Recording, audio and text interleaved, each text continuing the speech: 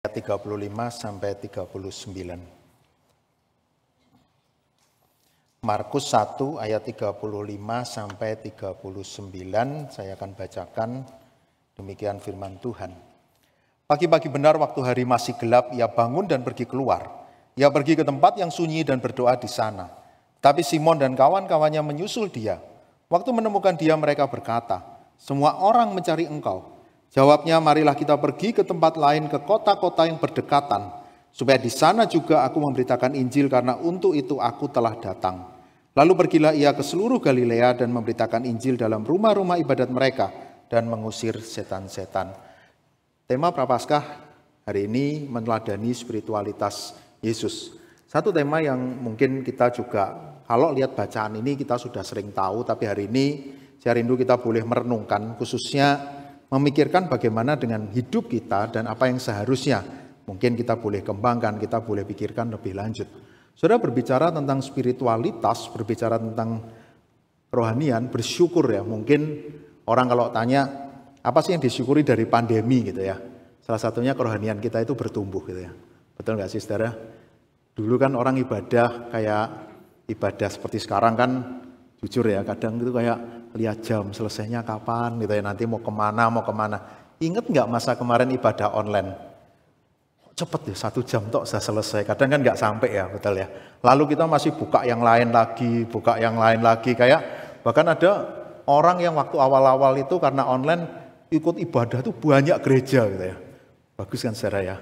Betul, kita bisa belajar firman Tuhan sangat banyak gitu ya. Bahkan online-nya ini kan juga yang ikut dari mungkin luar kota, luar negeri, yang mungkin selama ini aku nggak bisa ke Elion Satelit. Tenang, ada online-nya kan gitu kan. Di tengah masa pandemi pun, di tengah kita bergumul dengan keadaan kehidupan kita, justru banyak orang yang imannya bertumbuh. Kenapa? Karena dia merasa ya saat ini aku sadar aku nggak bisa apa-apa. Saudara, bukankah kita ada di masa kita betul-betul bergantung penuh kepada Tuhan? Kita yang merasa bagaimana dengan bisnisku, bagaimana masa depan anakku. Betul ya, kalau saudara lihat anaknya sekolah online mungkin dia pusing juga kan. Mau jadi apa ini tiap hari di rumah gini kan, betul nggak sih? Kan ada yang mikir gitu nggak? Atau kayak, aduh gimana ya, ini sampai kapan gitu ya? Ada orang-orang yang mungkin berjuang, pokoknya aku pakai tabunganku untuk membiayai usahaku, tapi kalau akhir tahun masih pandemi ya tabunganku habis. Itu tahun 2020 ngomongnya kan. Ternyata ya nggak habis, ya nggak tahu habis pandeminya nggak habis, uangnya mungkin sudah habis dulu kan. Bisa kan kita juga bergumul dengan bagaimana keadaan kita. Tapi saudara, pertanyaannya gini, ketika sekarang semua sudah mulai kembali normal kan, gereja mulai penuh lagi, apakah betul kita masih punya kerinduan yang sama? Ketika mungkin usaha kita sudah mulai pulih, kita sudah melihat semua berjalan dengan normal, dengan baik, lalu kita kembali ke segala rutinitas kita, kembali ke kemacetan di jalan. Betul kan? Ini tadi saya berangkat ke sini jalan yang mulai ramai gitu ya, kayak mulai tidak tenang gitu ya. Biasa kalau yang ngebut dari Minggu pasti hamba Tuhan mau khotbah gitu ya. Enggak WL mungkin juga pelayan-pelayan ini enggak. Kayak orang lain menikmati sama keluarga kan sudah penuh gitu ya. Di depan Bukit Palma itu kan banyak kayak pasar, malah tadi ramai orang olahraga, ramai. Di tengah semua kondisi ini, apakah kita masih bergantung kepada Tuhan? Sudah kadang kita bergantung kepada Tuhan karena memang keadaan sulit. Memang kita merasa ada hal yang aku nggak bisa selesaikan sendiri, karena itu aku perlu Tuhan. Saya pernah ketemu mahasiswa semester lalu yang ada di kelas saya, itu mahasiswa semester 1 ya. Dia itu ada 15 orangan tuh kumpul kemana-mana bareng. Terus mereka ada di kantin, saya lewat, terus bilang gini, Pak, ikut sini Pak, gabung kita loh. Kalian kok kumpul-kumpul, kalian tuh grup apa gitu ya. Oh kami grup main game bareng gitu ya. Wah keren ya, grupnya nggak grup belajar, grup main game gitu ya. Kami ada Discord-nya, ada apa, wah pokoknya dijelaskan semua. Tapi tenang Pak, kami sekarang punya persekutuan. Wah, terharu nggak sih saudara? Grup main game ada persekutuannya, kan keren kan? Karena banyak musibah Pak yang menimpa kelompok kami. Musibah apa lagi? Musibahnya anak remaja pemuda ini kadang agak membingungkan ya saudara. Jangan bayangkan yang serem-serem gitu, enggak gitu ya. Kenapa? Kami diare tapi gantian gitu ya. Oh ya diare. Kemarin alergi itu musibah kalau anak. Makanya kadang kita coba ngerti lah anak-anak muda gitu ya, kayak itu tapi betulan bisa stres loh mereka karena itu kan. Karena itu kan kayak sesuatu yang besar yang penting. Kita jangan bayangkan kayak masalahnya orang dewasa kan gitu ya. Terus dia bilang gini, sekarang tiap jam 9 ada persekutuannya dulu Pak. Lu persekutuan gimana? Ya saya kirimi ayat renungan, terus mereka nanti komen-komen. Terus hasilnya gimana? Ya ini Pak, orang-orang ini nggak niat semua gitu ya. Awal-awal rame, lama-lama mereka joinnya jam 9:15, setengah 10, pokoknya sudah persekutuannya selesai baru masuk semua gitu ya. Bapak mau jadi pembicaranya Pak kapan-kapan? Enggak, saya bilang enggak ada jadi pengkhotbah di grup game kan gitu ya. Mau ngomong apa juga enggak, saya malah bilang enggak apa-apa, sekali-sekali panggil saya boleh. Sampai hari ini belum diundang. Mungkin sudah bubar sih persekutuan itu ya. Karena enggak ada musibah lagi kan gitu ya. Mungkin kemarin ketemu saya kok ketawa-ketawa Mas Yan gitu ya. Belum ada wajah sedih lagi, hidup mencekam lagi gitu ya. Saudara, bagaimana kerohanian kita? Ketika kita melihat kehidupan kita di dalam relasi kita dengan Tuhan. Saudara, ketika kita melihat ayat ini, satu ayat yang kita sangat tahu gitu ya. Ketika Yesus memiliki kebiasaan berdoa. Bahkan bukan hanya di bagian ini. Memang di Markus hanya dicatat 3 kali dia berdoa. Setelah pelayanan ini, setelah memberi makan 5.000 orang, sebelum dia ditangkap waktu di Taman Getsemani dia berdoa. Tapi kalau kita lihat Injil yang lain jelas ada banyak bagian Yesus itu berdoa. Satu kebiasaan yang dia lakukan, bagaimana dia kayak memberi jarak dari kerumunan orang banyak. Kalau kita lihat perikop ini kan sebelumnya ada banyak orang ikuti dia, bahkan belum selesai baru sendiri aja sudah dibilang, nih lo banyak orang cari kamu. Oh kita ke kota lain aja, tetap masih harus melakukan banyak hal. Dia mencari tempat yang tenang. Dia mulai berusaha untuk boleh datang kepada Bapa. Yesus mencari tempat yang tenang, bagaimana dia mau belajar berfokus kepada Bapa. Saudara, nanti sepanjang khotbah ini kita akan terus pelajari ini. Tapi saya tahu bukan hal yang mudah. Ketika berbicara kata yang dipakai di sini misalnya ke tempat yang sunyi, itu kata yang sama yang dipakai waktu Yesus dicobai, itu tentang padang gurun gitu ya. Tentu ini bukan padang gurun. Tapi berbicara tempat yang sunyi di mana mungkin gak ada siapa-siapa lagi. Karena itu mungkin pertanyaan yang sebelum kita masuk yang lain ya. Wah berarti kalau berdoa yang sunyi itu kayak apa sih? Ya memang susah, sekarang kita ya butuh tempat dan lain-lain kan. Tapi tentu bukan di dalam keramaian, kadang bagaimana aku hanya dengan Tuhan, aku menikmati waktu ini, aku mau mencari apa yang menjadi kehendak Tuhan, aku mau belajar duduk diam di hadapan Tuhan. Mungkin kayak melatih kepekaan kita, bagaimana aku mau mengerti apa yang menjadi kehendak Tuhan. Sepanjang khotbah ini mungkin saudara boleh merenungkan gitu ya. Kenapa sih kita berdoa? Bagaimana kehidupan doaku? Saya nggak bisa tahu saudara satu-satu gitu ya. Saya juga nggak bisa tanya bagaimana kehidupan doa saudara. Tapi semoga firman Tuhan hari ini boleh membuat kita mencoba merenungkan. Kenapa sih aku harus berdoa dan bagaimana seharusnya aku berdoa? Saudara, kenapa Yesus berdoa? Salah satunya supaya Yesus tetap fokus kepada rencana Allah. Saudara, kalau kita bayangkan jadi Yesus saat itu, bukan hal yang mudah untuk fokus kepada rencana Tuhan. Kenapa? Yesus ini baru populer, saudara. Baru kayak orang banyak dan dia melakukan banyak hal, melakukan banyak mujizat, melakukan banyak hal yang besar, melakukan banyak hal yang luar biasa. Bahkan orang-orang, wah ini Mesias. Buat orang Yahudi, Mesias itu adalah raja yang akan datang, yang akan dieluk-elukan, yang akan membebaskan mereka dari penjajahan. Tapi yang datang kan bukan seperti itu kan. Tadi kan salib mulia memberikanku hidup, kita nyanyikan, itu kan dalam kan. Yang datang adalah Yesus yang akan disalib. Hamba yang menderita. Yang akan taat melakukan kehendak Bapa, mati di kayu salib untuk manusia yang sangat dikasihinya. Saudara, ini beda konsep kan saudara. Dan mereka membutuhkan yang mana? Tentu bukan hamba ini, mereka nggak tahu, mungkin sudah Yesus berkali-kali bilang, aku Mesias akan memberikan hidup yang kekal, keselamatan. Tapi bukan itu yang mereka butuhkan. Karena itu satu hal yang membuat Yesus boleh terus berjalan di dalam rencana Tuhan. Kebiasaan berdoa ini membuat Yesus boleh terus memiliki percakapan yang intens dengan Bapa. Dia boleh terus datang kepada Bapa. Bukan sekedar ketika ada kebutuhan baru mencari Tuhan.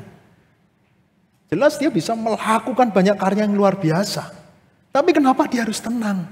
Supaya aku bisa fokus kepada apa yang Tuhan mau. Saudara, kadang nggak mudah untuk bisa memiliki kebiasaan berdoa ini. Saudara, saya mau cerita tentang anak saya ya. Tadi pagi saya juga bilang bersyukur punya anak banyak ilustrasi khotbah gitu ya. Kan lumayan sampai berapa tahun ke depan masih banyak kisahnya gitu ya. Enggak. Yang hari ini kisah yang tentang doa gitu ya. Jadi anak saya umurnya kan 16 bulan, hampir 17 bulan, baru diajari berdoa. Yang paling nyantol doa makan gitu ya. Doa yang lain masih enggak nyambung gitu ya. Waktu pertama kali ngajak doa makan, diabaikan gitu ya. Lalu mulai pelan-pelan bersyukur berkembang. Tangannya bisa dilipat gitu. Wah, rasanya kan seneng kan lihat anak tangannya dilipat perkara dia mikir apa kan kita nggak tahu juga kan. Setelah tangannya dilipat berkembang lagi, matanya merem meskipun cuma beberapa detik terus melek lagi ngeliati kita gitu ya. Itu satu kemajuan yang luar biasa. Lalu berkembang lagi. Tangannya dilipat, merem, diem, tapi begitu kata amin selesai dia ngakak gitu ya. Wah, doa ini jangan-jangan nggak suka berdoa gitu. Selesai, wah puji Tuhan sudah selesai doanya kan gitu ya. Dia mulai ngakak gitu ya. Lalu terakhir berkembang lagi. Dia nggak ngakak, tapi bisa bilang amin. Wah rasanya seneng kan. Bayangkan punya anak nggak usah ngomong doa, amin dulu itu kan dah step awal untuk dia berdoa sendiri kan. Terus sekarang paling semangat, amin teriak kenceng gitu ya. Padahal ya nggak mudeng semua, pokoknya amin gitu ya. Terakhir, wah dia lebih berkembang lagi. Dia kalau tangannya dilipat, nggak mau langsung doa. Selalu mengajak semua orang di sekitarnya untuk berdoa. Wah, mulai jadi orang yang ngajak orang. Nanti mungkin kalau persekutuan doa butuh orang ngajak-ngajak, anak saya diajak gitu ya. Jadi tangannya dilipat ditunjukkan ke semua orang gitu ya. Doa. Jadi saya, ada mbaknya, bahwa semua orang yang masih ada di sekitar dia ditawari doa. Kemarin sempat pergi ke satu restoran, ada karya pegawainya baru beresi meja sebelah diajak doa juga gitu ya. Dia nunjukin, wah gini sambil ditunjuk-tunjuk. Bahkan di rumah kami ada 2 ekor anjing.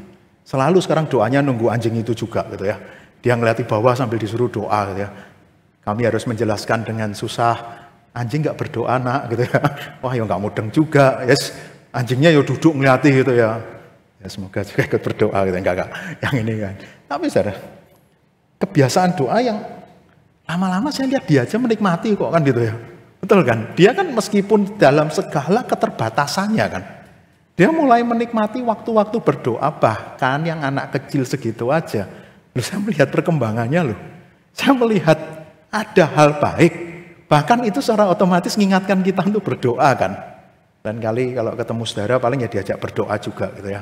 Tapi dikasih makan dulu kalau enggak doa ya. Enggak. Yang doa tidur masih harus kami atur lagi lah. Gimana bisa berdoa dengan tenang gitu ya. Tapi setiap kata berdoa dia sudah dilipat. Mau di sekolah minggu juga tangannya dilipat sambil ngeliati teman-teman yang lain gitu ya. Saudara, satu hal yang siapa bilang sih kita tuh nggak bisa berdoa. Dengan sikap hati yang kita mau berdoa, kita pelan-pelan bisa berkembang, kita juga bisa semakin baik. Dan itu untuk apa? Saudara, nanti kita akan lihat lebih banyak lagi. Kenapa kita harus terus berdoa? Karena berjalan di dalam rencana Tuhan itu tidak mudah, saudara. Saudara kalau lihat apa yang dialami oleh Yesus saat itu. Satu godaan dari beberapa tafsiran yang bilang hal yang sama. Popularitas itu loh saudara. Yang bisa mengalihkan fokus Yesus dari rencana Allah. Kenapa? Tadi lihat ya. Sudah rame kayak gitu. Sudah melakukan banyak hal.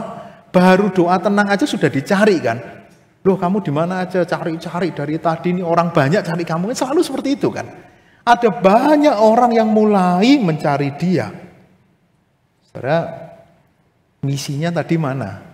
Harus sampai di kayu salib itu kan. Bukan sekedar misi yang ya saat ini wah sudah banyak pengikut gitu ya. Ada yang tuliskan seperti ini. Kayak waktu nyari, ini bayangkan ya kalau wah di mana kamu Yesus? Loh, kamu tuh nggak punya banyak waktu berdoa. Ini pelayananmu sudah banyak. Kamu harus perform ini, harus ini. Kamu tuh sudah mulai terkenal, kamu sudah mulai tersebar di mana-mana dan semua orang ini loh cari kamu. Logis kan kalau Yesus bilang apa? Waktu saya baca banyak itu kayak malu sendiri ya, kayak apa sih? Mungkin bayangan kita gini. Ya, wah, buat aja gereja di sini, kan udah rame toh. Jemaatnya sudah ada, betul kan saudara? Ya kan, saya mungkin berpikir kami dari Elion Palma sedang bergumul izin gereja, bisa toh kami buat acara, wah mungkin dibantu Elion Satelit, yang datang 200, wah pasti langsung pede kan. Wah 200 orang, gereja harus secepatnya dibangun. Ini orangnya sudah banyak. Apa itu sih yang menjadi satu tujuan dari pelayanan Yesus? Bahkan buat refleksi kita, apakah itu juga yang menjadi tujuan dari hidup kita ketika kita melakukan sesuatu? Apa yang kita lihat menarik, apa yang kita lihat enak, apa yang bahkan seolah-olah ini sudah tersedia. Tapi saudara, dia bukan datang sekedar untuk menyelesaikan masalah-masalah ini. Dia bukan datang untuk memenuhi keinginan semua orang, menunjukkan kehebatannya di depan semua orang. Tapi dia datang untuk membagikan berita tentang kerajaan Allah itu, tentang pertobatan itu. Nah, kalau kita coba renungkan ini terus, saudara, kadang nggak mudah. Bukankah seringkali di dalam mengikut Tuhan mungkin ada godaan yang sama kan, saudara? Ketika semua orang kita lihat kondisinya sangat baik mendukung kita, kadang kan kalau tadi susah baru kita bisa fokus ke Tuhan gitu ya. Makanya saudara terus berdoa. Kenapa? Bisa kan orang itu mulai memberitakan hal yang baik-baik, kan kita pasti seneng kan saudara. Wah didukung banyak orang, dibenarkan loh, semua orang membenarkan, mulai rohani lagi. Berarti ini rencana Tuhan atas hidup kita, betul kan saudara? Bisa kan tergoda seperti itu kan? Dan bukankah itu yang sering kali terjadi? Ketika semua orang bilang dan kita merasa ya ini loh yang Tuhan mau, buktinya semua berjalan dengan baik. Saudara, pelayanan Yesus bukan gagal, bukan jelek. Tapi ada hal lain yang lebih besar. Ada misi yang lebih besar yang Yesus harus lakukan. Saudara, kalau kembali dengan poin yang pertama tadi, bukankah Yesus harus fokus kepada rencana Bapa? Dan di dalam perjalanannya itu tidak mudah. Saudara, di dalam hidup kita itu pasti punya banyak fokus kan.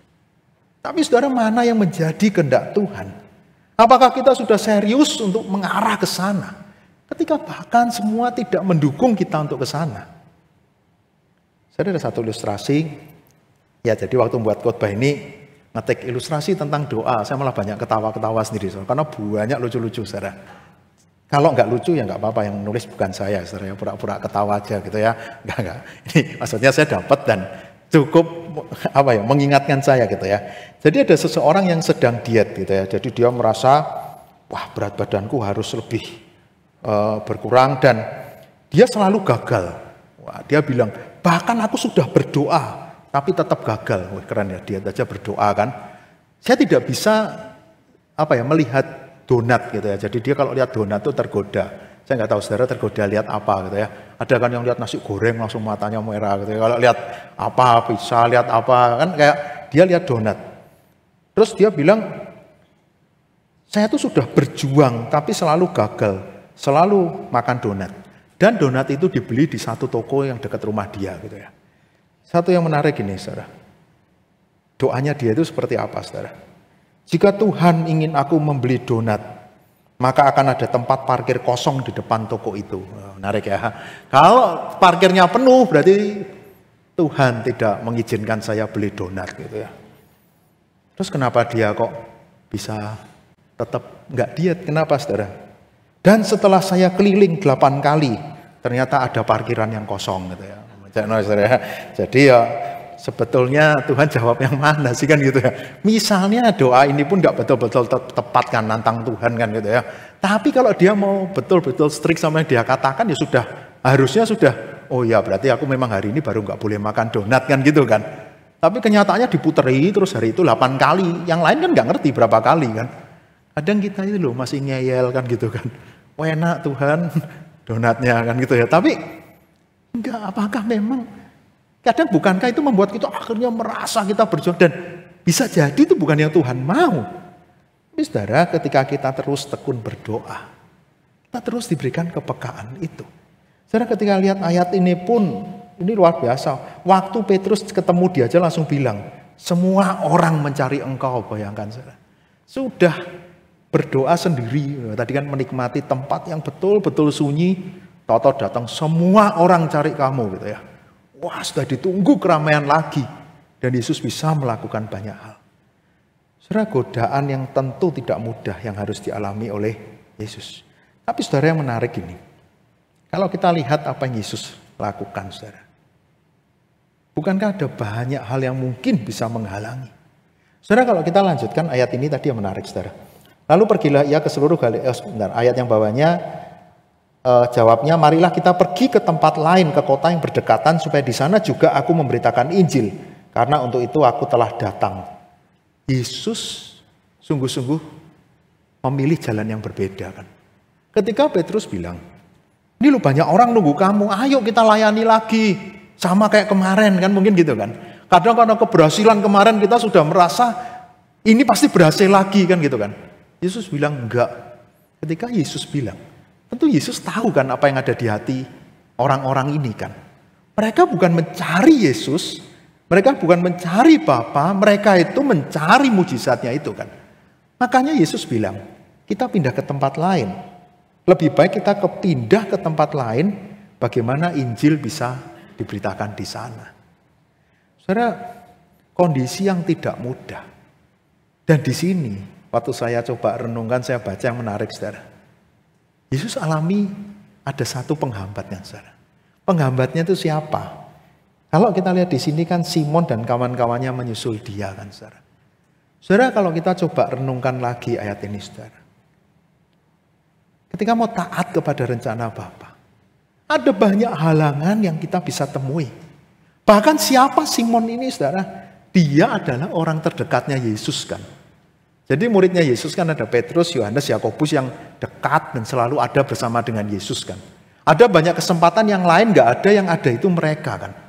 Tapi justru di dalam ketaatan Yesus melakukan rencana Bapa. Bukankah berkali-kali Petrus ini malah yang buat masalah kan, saudara? Kalau kita lihat di Markus 8 ayat 32 sampai 33. Markus 8 32 sampai 33. Dari ayat 31 ya. Kemudian mulailah Yesus mengajarkan kepada mereka bahwa anak manusia harus menanggung banyak penderitaan dan ditolak oleh tua-tua, imam-imam kepala dan ahli-ahli Taurat. Lalu dibunuh dan bangkit sesudah 3 hari. Ketika Yesus beritakan tentang penderitaan itu, apa yang terjadi? Hal ini dikatakannya dengan terus terang, tetapi Petrus menarik Yesus ke samping dan menegur dia. Loh, Petrus malah narik Yesus, maka berpalinglah Yesus dan sambil memandang murid-muridnya ia memarahi Petrus katanya, enyahlah iblis, sebab engkau bukan memikirkan apa yang dipikirkan Allah, melainkan apa yang dipikirkan manusia. Saudara bisa lihat ya, bagaimana seorang Petrus yang mengikuti Yesus, yang bahkan begitu dekat, yang ini kalau ini kan kayak mengkoordinir orang-orang mau pelayanan, mungkin kayak Yesus kan dibantu juga ada IO-nya, ada panitianya kan gitu ya, kayak ini lu sudah banyak orang yang nunggu, Yesus di mana? Sebentar tak carikan ya, berarti kan orang penting kan ini. Saudara, dia pun tidak bisa melihat rencana Bapa itu. Dia tidak bisa melihat itu sehingga dia juga mengikuti orang banyak kan. Saudara, bahkan orang terdekat Yesus pun bisa membuat Yesus tidak fokus kepada rencana Bapa. Itulah kenapa Yesus harus terus berdoa itu, saudara. Karena ini bukan perjuangan yang mudah. Bahkan orang-orang terdekat kita pun bisa tidak mendukung kita.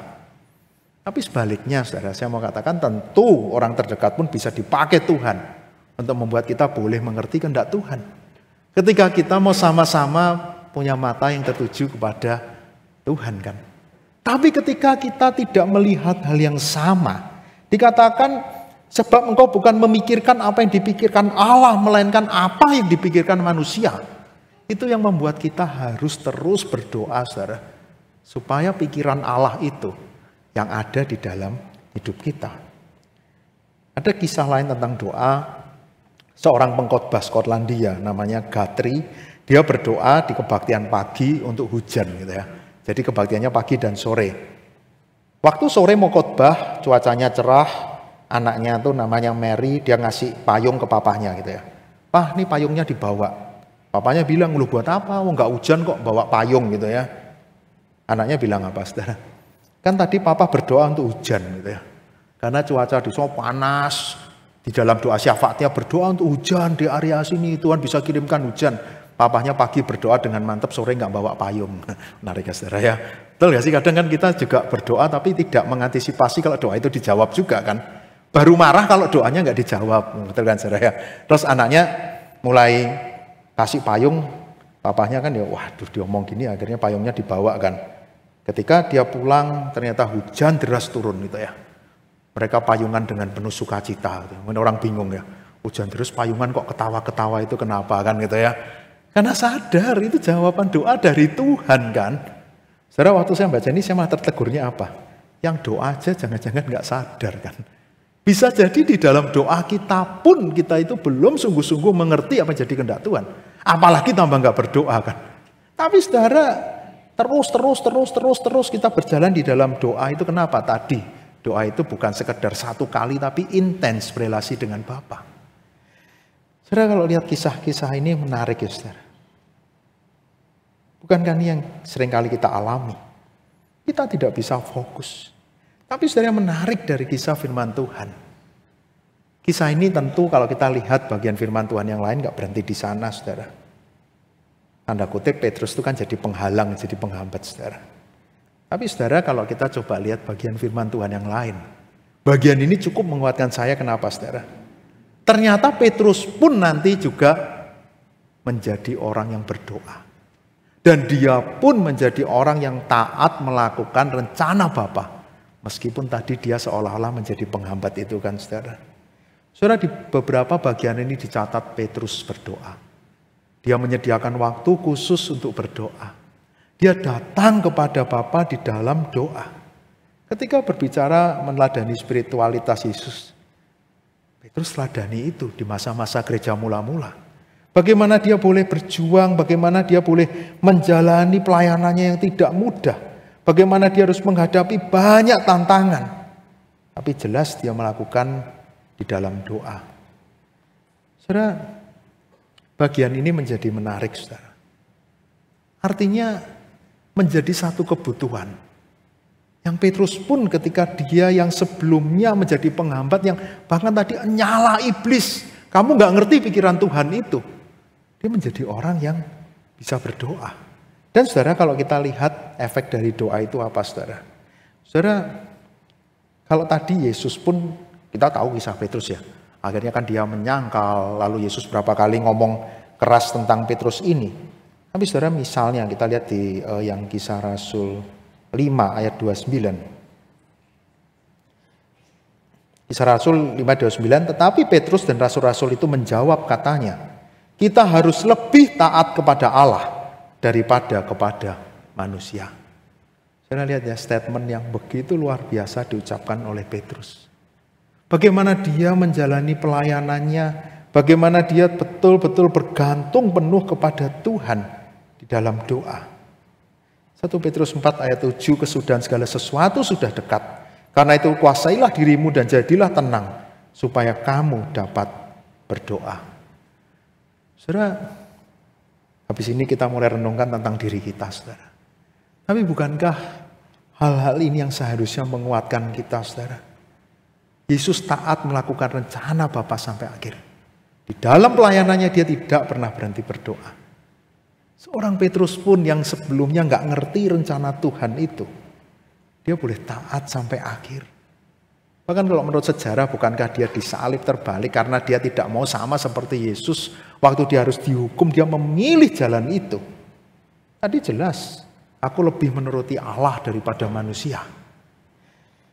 Saudara, Petrus yang waktu Yesus di Taman Getsemani bergumul, dia malah tidur kan saudara. Sekarang dia menjadi orang yang terjaga dan boleh mengingatkan orang tentang apa yang harus mereka lakukan di dalam kehendak Tuhan itu. Apa yang mengubahkan hidup Petrus, saudara? Saudara, di dalam perjalanan hidup Petrus tentu kita ingat kisah ini kan. Ketika Yesus sudah bangkit, lalu Yesus bertemu dengan Petrus dan bertanya, apakah engkau mengasihi aku? Gembalakanlah domba-dombaku, yang Yesus tanya 3 kali itu, saudara. Satu perjumpaan dengan Yesus. Ketika di Kisah Rasul setelah Pentakosta itu, bukankah setelah itu Petrus langsung berkhotbah dengan begitu keras? ketika Roh Kudus ada di dalam hatinya.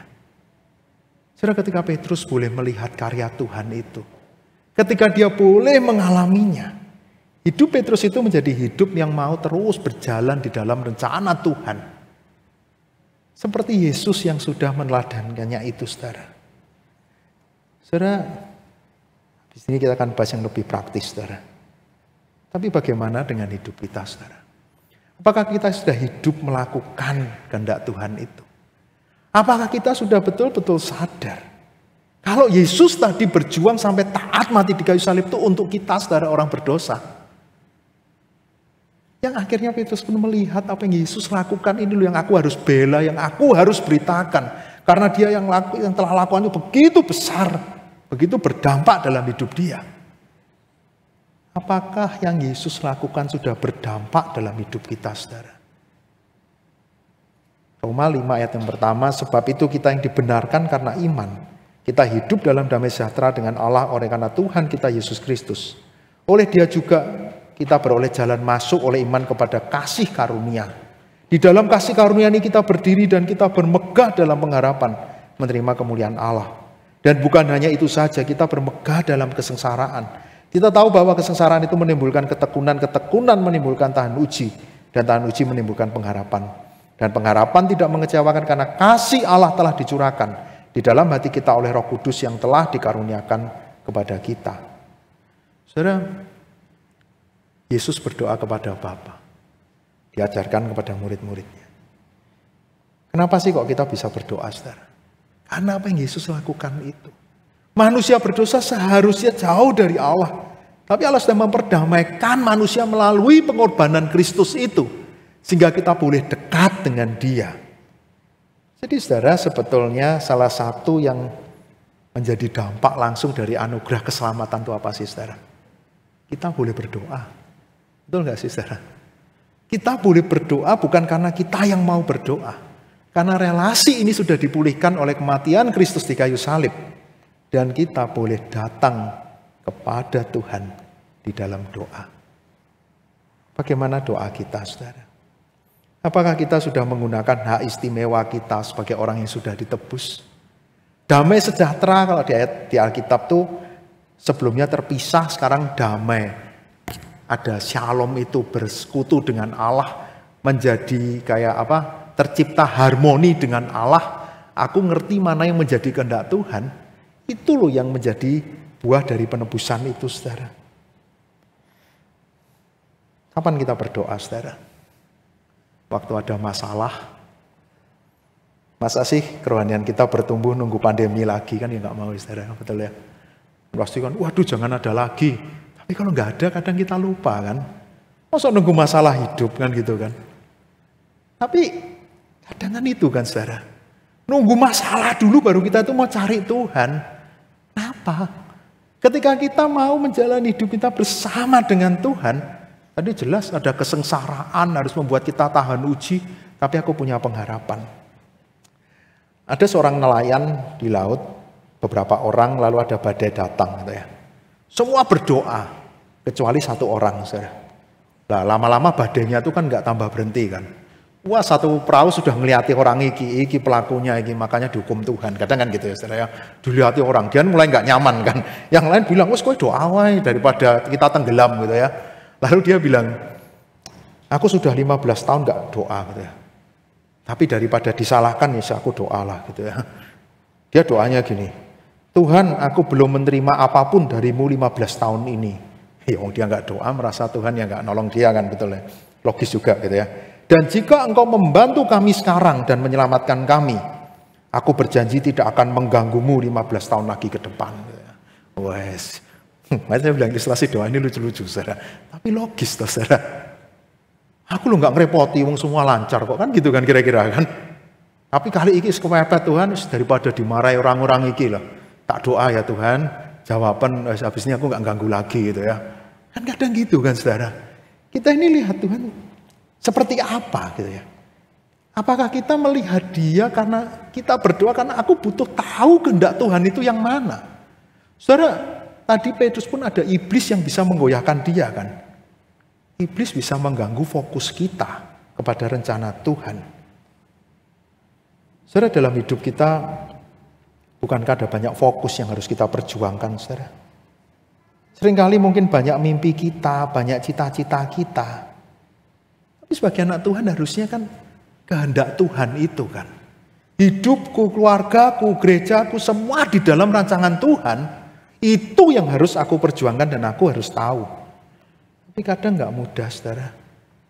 Misalnya 2 Tesalonika 1 ayat 11. Karena itu kami senantiasa berdoa juga untuk kamu supaya Allah kita menganggap kamu layak bagi panggilannya dan dengan kekuatannya menyempurnakan kehendakmu untuk berbuat baik dan menyempurnakan segala pekerjaan iman. Saudara, ketika Tuhan sudah memanggil kita harus terus berdoa supaya kita terus melakukan itu. Melakukan perbuatan baik yang berkenan kepada Tuhan. Pertanyaannya, kehendak siapa yang selama ini kita kejar, saudara? Dalam pergumulan kami di Elion Palma, saudara, kadang bergumul kok, saudara. Kalau gereja ini jadi misalnya dibangun, itu untuk siapa? Betul nggak sih, saudara? Ya kan? Kadang saya berpikir kalau ditanya orang, saya ngaku ini jawaban saya, jadi saya bukan jawaban orang lain salah, Pak Davi pasti betul, enggak. Jawaban saya kadang, kenapa sih Palma harus bangun? Ya biar jemaat beribadah lebih enak. Betul nggak sih, saudara? Jawabannya logis ya. Kira-kira itu yang Tuhan mau nggak sih? Biar jemaat lebih enak. Terus kalau nggak enak nggak ibadah kan gitu kan, saudara? Kalau nggak enak kenapa kan gitu kan? Ya biar kegiatan gereja bisa dilakukan dengan lebih nyaman, kan kadang gitu kan? Ya kan, kayak supaya kita bisa berdampak kan gitu kan. Pokoknya, tapi betul nggak itu yang Tuhan mau kan? Apa harus dengan bangunan itu? Pengurus saya pernah bilang, kami ngobrol-ngobrol, Tuhan tahu kayaknya gitu ya. Ketika belum diizinkan ya, kan Tuhan tahu kapasitas kita. Mungkin Tuhan tahu hati kita gitu ya. Sampai terakhir kita bilang kita harus banyak berdoa untuk masalah ini. Doanya bukan sekedar izin itu keluar. Tapi yang selalu jadi doa kami di Palma itu, mengerti kehendak Tuhan kenapa gereja Palma ini harus ada, itu doa kami, saudara. Dan kadang nggak gampang, saudara. Kami lihat Tuhan siapkan, harus lewati banyak hal yang nggak mudah. Harus berjuang untuk mendapatkan izin itu, saudara. Kehendak siapa, saudara? Kadang nggak mudah, godaan lihat orang-orang tuh. Kalau kisah tentang anak saya lagi, saudara. Kadang nggak gampang, saudara, membesarkan anak. Kenapa? Ya akhirnya saya merasakan apa yang saudara rasakan. Kadang kan lihat anaknya orang baru kita mulai agak panik tuh, saudara. Betul ya? Waktu lihat anak orang umur berapa? 12 bulan, setahun, 11 bulan sudah lari-lari. Lah anak saya nggak jalan-jalan, saudara. Fanya baru bisa jalan bulan kemarin, saudara. 15 bulan. Telat ya. Sempat panik kan, tapi ke dokter anak, dokternya bilang gini, lah memang jalan itu 15 bulan kok, ngapain dicepetin? Weh, terhibur oleh kata dokter gitu ya. Tapi yang lain nggak menghibur kan gitu, saudara, nggak ya, kadang gitu kan, saudara. Saudara, setiap orang kan unik kan, itu baru urusan jalan. Nanti mulai anaknya masih umur 16 bulan, tapi istri saya sudah pernah bilang gini, nanti dia besarnya pacarnya kayak apa ya, menikah sama siapa yang nanti, nggak, saudara. Umurnya masih segitu sudah mulai pikir pacar. Dan pacar pasti pacarnya menurut kriteria orang tuanya toh. Anaknya lu belum ngerti cowok kan gitu ya. Tapi kemarin hari Sabtu saya terkejut. Anak ini cepat besar ternyata. Dia ngelihat cowok. Mulai ngeliati terus gitu. Jadi kami ajak ke pasar Citraland. Lihat cowok sampai lama ngeliati terus. Waduh, cowoknya bayi. Jadi bayangkan orang tua enggak ya. Bayi juga. Terus kami datang gitu. Ternyata seumuran. Cuma beda berapa hari lebih tua cowok itu. Wah bisa ya tua cowoknya gitu enggak. Tua 2 minggu kayaknya. Wah sama Oktober. Sepanjang makan tuh 2 orang ini memang lihat-lihatan. Jadi papahnya yang cowok tuh juga bilang, wih ngerti cewek rek. Anaknya digituin. Lavanya itu sampai miring-miring karena ketutupan mamahnya yang nyuapi, dia tuh ngeliati terus. Wih ngeliati. Akhirnya kami pertemukan. Mereka saling berpegangan. Keren ya. Ngeri ya, sebentar lagi mantu, jangan gitu ya. Enggak, masih 16 bulan jangan. Ya kaget juga kan. Terus anaknya kan enggak ketemu lagi, enggak. Saya sempat tanya, tinggalnya di mana? Oh, gereja mana? Oh ya nanti ada sekolah minggu, boleh datang ke sekolah minggu kami gitu ya. Wah, sudah saya planning harus datang ke sekolah minggu kan. Sama-sama bertumbuh di gereja. Oh, keren ya. Itu kan mau saya kan gitu ya. Anaknya enggak mudeng kok kan gitu ya. Paling habis itu pulang apa yo ingat. Ya enggak tahu sih, nanti dites kalau ketemu lagi ya. Apakah mereka akan bergandengan tangan gitu ya. Tapi saudara, itu kehendak siapa sih? Itu Itu pikiran siapa? Bukankah ya biarkan berjalan di dalam kehendak Tuhan kan? Ya entah nanti jodohnya yang mana. Oh masih segini aja saya sudah mau ngatur-ngatur Tuhan kan? Jangan-jangan doa kami tiap hari akan membawa tema jodoh ini kan. Tuhan jaga Ivanya supaya tidak salah pergaulan misalnya gitu kan. Bayangkan sekecil itu didoakan salah pergaulan ya, orang tuanya yang salah pergaulan kan gitu ya, mengajari kita kok gitu ya. Tapi saudara kehendak siapa? Dan kadang tidak mudah berjalan di dalam kehendak Tuhan. Ketika Yesus berdoa di Yohanes 17 untuk murid-muridnya. Jangan ambil mereka dari dunia, tapi Yesus berdoa untuk mereka. Supaya jauhkan mereka dari yang jahat, mereka terus berjuang di dunia ini. Saudara, kadang ada banyak hal yang harus kita perjuangkan. Ketika semua orang berkata itu biasa, kadang godaan-godaan itu datang, saudara. Teruslah berjalan di dalam kehendak Tuhan. Di dalam perizinan Palma pun saya bersyukur ya Tuhan itu bekerja. Mengingatkan kami banyak hal, saudara. Membuat kami yang ngurus izin itu bisa bilang bertumbuh gitu ya. Satu kali karena ada sesuatu kami itu harus ke Kementerian Agama. Jadi kami berangkat ketemu pejabat yang ada di sana. Dia tuh bilang gini, tentang masalah gerejamu tuh kami sudah tahu. Tapi saya seneng, gerejamu ini gak pernah buat ribut gitu ya. Waduh, saya mulai buat ribut apa sih? Ya kan ada masalah tapi tanda kutip gak ditantang, gak diselesaikan dengan cara kekerasan juga. Tapi gerejamu ini tenang gitu ya, itu yang saya dengar. Makanya saya apresiasi itu. Dalam hati kami, tenang tapi kapan dapat izinnya kan gitu ya saudara. Tergoda kan kayak, tapi dia bilang, ini kan gereja. Jadi pejabat ini Kristen ya. Kita harus tetap membagikan kasih Kristus. Kita harus tetap menjadi garam dan terang. Dia bahkan bilang nanti pun kalau ada pembicaraan lanjutan, kita harus bertemu dengan banyak pihak. Sekalian harus tenang gitu ya. Tetap harus dengan penuh kasih. Wah saudara, ngomong gampang ya saudara, tolong doakan kami kan saudara ya. Misalnya itu terjadi, apakah kami masih bisa melihat dengan penuh kasih kan gitu ya saudara. Tapi memang harus seperti itu kan. Kita mau pakai cara apa? Ada orang tidak suka, oke, dia pakai kekerasan, kita lawan balik kan bisa kan saudara. Tapi apa itu yang Tuhan mau? Ini perjuangannya nggak mudah saudara. Kalau saudara di dalam menjalani ini, mungkin ada banyak hambatan, ada banyak tantangan yang kita temui, saudara. Dan mungkin tuh orang-orang terdekat kita, saudara. Saya nggak bilang musuhi orang-orang terdekat kita, tapi ketika memang kita tidak bisa fokus kepada rencana Tuhan, minta Tuhan berikan kepekaan itu, saudara. Tentu kita bukan memusuhi, tapi justru kita doakan mereka.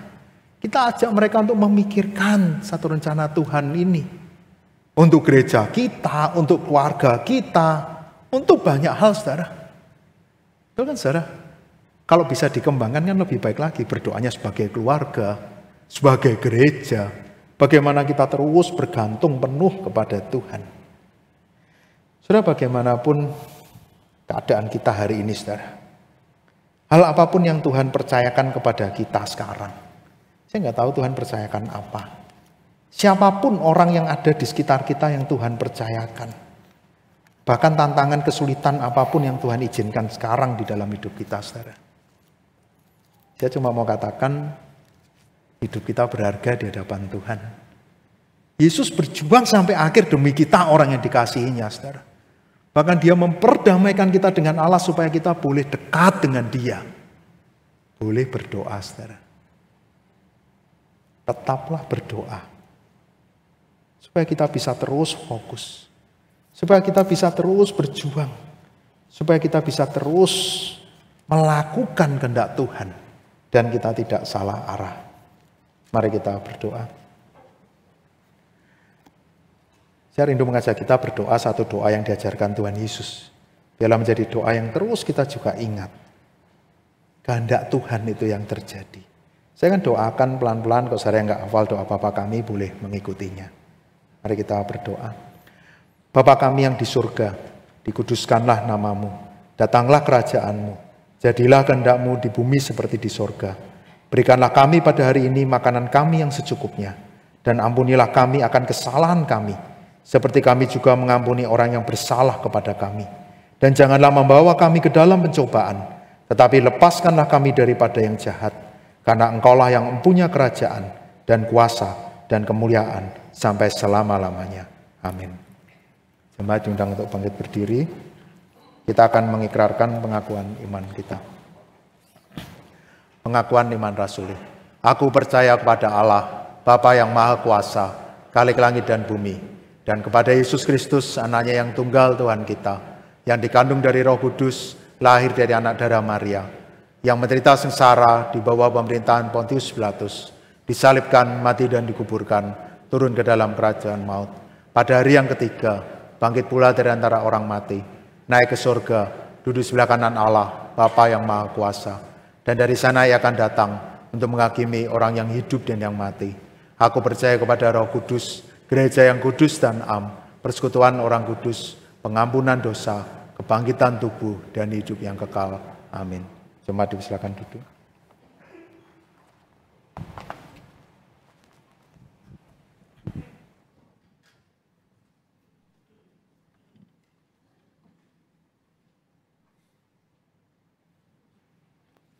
Jemaat dikasih Tuhan, mari kita meresponi kebenaran firman Tuhan.